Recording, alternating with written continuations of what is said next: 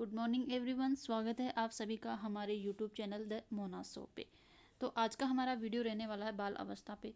पिछले वीडियो में हमने पिछले क्वेश्चन देख लिए थे। आज हमारा क्वेश्चन रहने वाला है बाल्य अवस्था पे। आज के हमारे क्वेश्चन है बाल्य अवस्था पे रहने वाले हैं। तो वीडियो स्टार्ट करने से पहले अभी तक आपने हमारे चैनल को सब्सक्राइब नहीं किया है तो हमारे चैनल को सब्सक्राइब कर दीजिए, क्योंकि इस वीडियो के अंतर्गत रीड से रिलेटेड क्वेश्चन में इस वीडियो के अंतर्गत कराने वाली हूँ।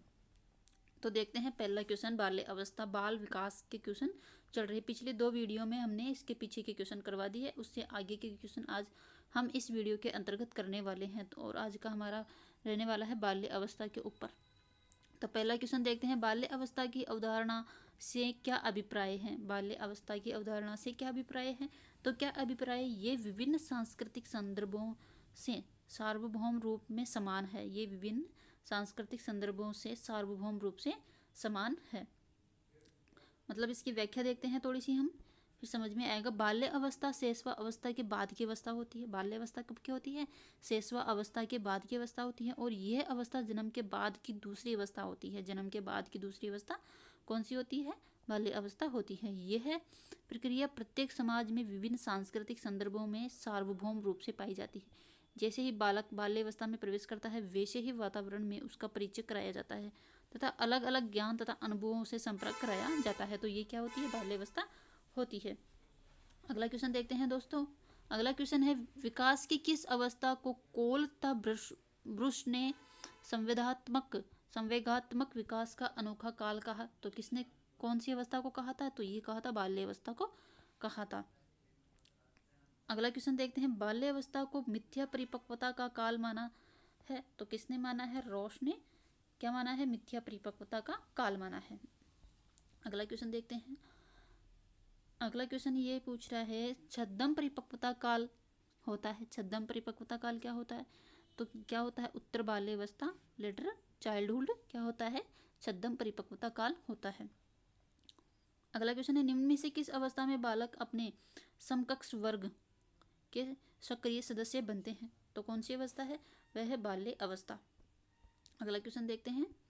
अगला क्वेश्चन है, विकास की किस अवस्था को गेग एज कहा जाता है। क्या कहा जाता है? गेग एज कहा जाता है। कौन सी अवस्था है? वह है बाल्य अवस्था। अगला क्वेश्चन देखते हैं, नकारात्मक व्यवहार विकास की किस अवस्था में सामान्यतः देखा जाता है। तो कौन सी अवस्था में देखा जाता है नकारात्मक व्यवहार? वो देखा जाता है बाल्य अवस्था में। अगला क्वेश्चन देखते हैं। अगला क्वेश्चन है, किस अवस्था में बालक को सरल कहानियों के द्वारा नैतिक शिक्षा देना प्रारंभ कर देना चाहिए। तो कौन से काल में कर देना चाहिए? कौन सी अवस्था में बालक को सरल कहानियों के द्वारा नैतिक शिक्षा देने प्रारंभ कर देनी चाहिए? कौन सी अवस्था में? तो वो कर देनी चाहिए बाल्य अवस्था में शुरू कर देनी चाहिए।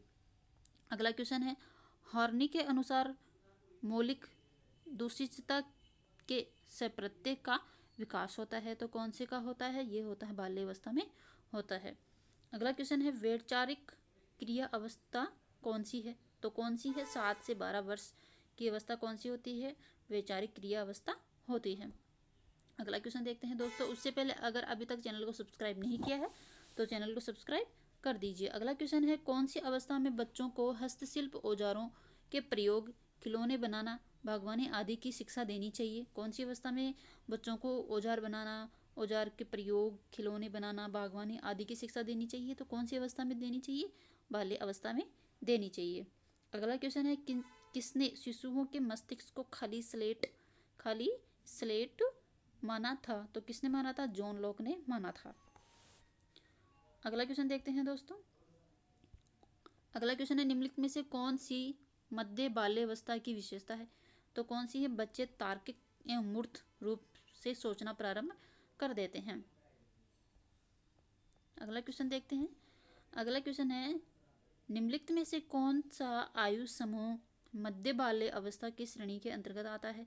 किसमें? आयु समूह मध्य बाल्य अवस्था की श्रेणी में आता है। मध्य बाल्य अवस्था की श्रेणी में आता है। तो कौन सा आता है? कौन सी अवस्था है वो? कौन सा उम्र है?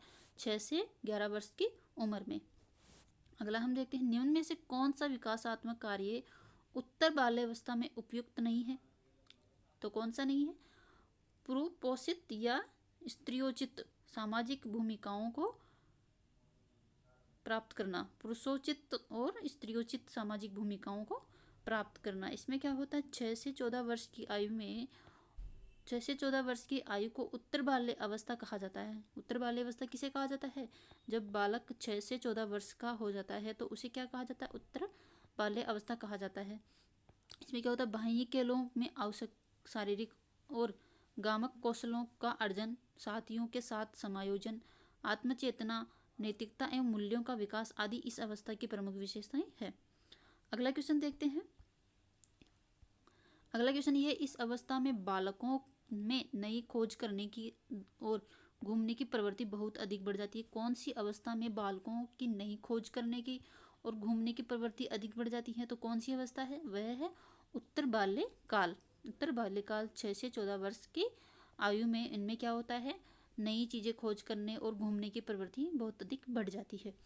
अगला क्वेश्चन देखते हैं, किसे किशोर मनोविज्ञान के पिता से जाना जाता है। किशोर मनोविज्ञान के पिता को किसे जाना जाता है, किशोर मनोविज्ञान के पिता किसे जाना जाता है, तो किसे जाना जाता है, स्टैनले हॉल को जाना जाता है।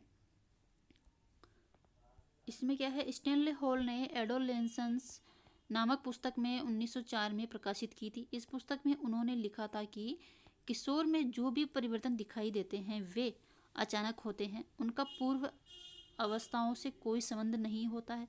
इन्हें किशोरावस्था का जनक एवं बाल अध्ययन आंदोलन का प्रतिपादन माना जाता है। स्टैनले हॉल के अनुसार ये अवस्था संघर्ष, तनाव, तूफान, विरोध आदि की अवस्था कहलाती है।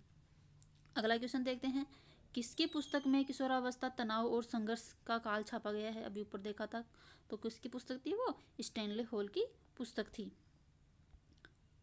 अगला क्वेश्चन देखते हैं, 19वीं शताब्दी में अमेरिका में बाल अध्ययन आंदोलन का जनक माने जाते हैं, तो किसको माने जाते हैं, स्टैनले हॉल को जनक माने जाते थे। अपनी पुस्तक एडोलेसेंस में किसने कहा, किशोरावस्था एक नया जीवन है, व्यक्ति जब इसमें प्रवेश करता है तो अपने जीवन की शुरुआत करता है। तो कौन सी पुस्तक थी वो, किसने कहा था, स्टैनले हॉल ने की पुस्तक थी।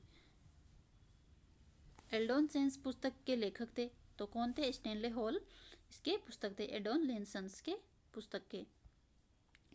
अगला क्वेश्चन देखते हैं, किशोरावस्था बड़े संघर्ष, तूफान, तनाव या झंझावत की अवस्था है। ये कथन किसका था, तो ये कथन किसका था, ये भी स्टैनले हॉल का कथन था।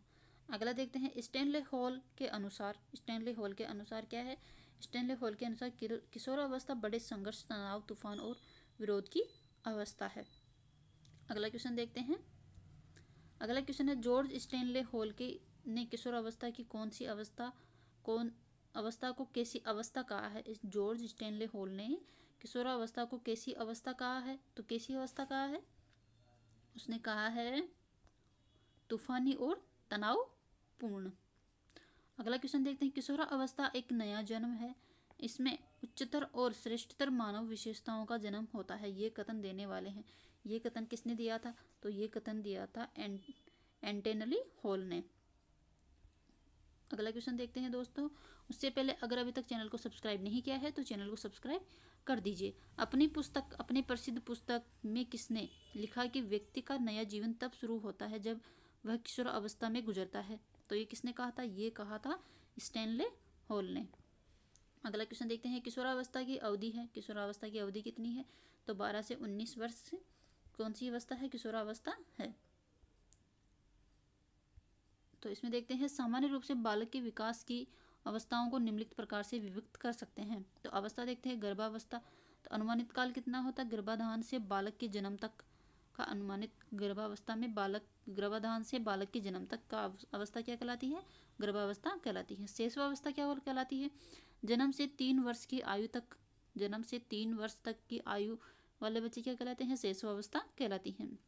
उसके बाद में पूर्व बाल्यावस्था, इसमें क्या होता है, 3 से 6 वर्ष तक की आयु तक के जो अवस्था होती है उसे क्या कहते हैं, पूर्व बाल्यावस्था कहते हैं। उत्तर बाल्यावस्था क्या होती है, ये 6 से 12 वर्ष की आयु तक, 6 से 12 वर्ष की आयु तक को क्या कहते हैं, कौन सी अवस्था कहते हैं, उत्तर बाल्यावस्था कहते हैं। किशोरावस्था किसे कहते हैं, जो 12 वर्ष से 19 वर्ष तक की आयु होती है उसे क्या कहते हैं, कौन सी अवस्था होती है, किशोरावस्था होती है। युवावस्था कौन सी होती है, 19 से 50 वर्ष तक की युवावस्था होती है। अगला है वृद्धावस्था, तो इसमें 50 वर्ष के पश्चात की आयु को क्या कहते हैं, वृद्धावस्था कहते हैं।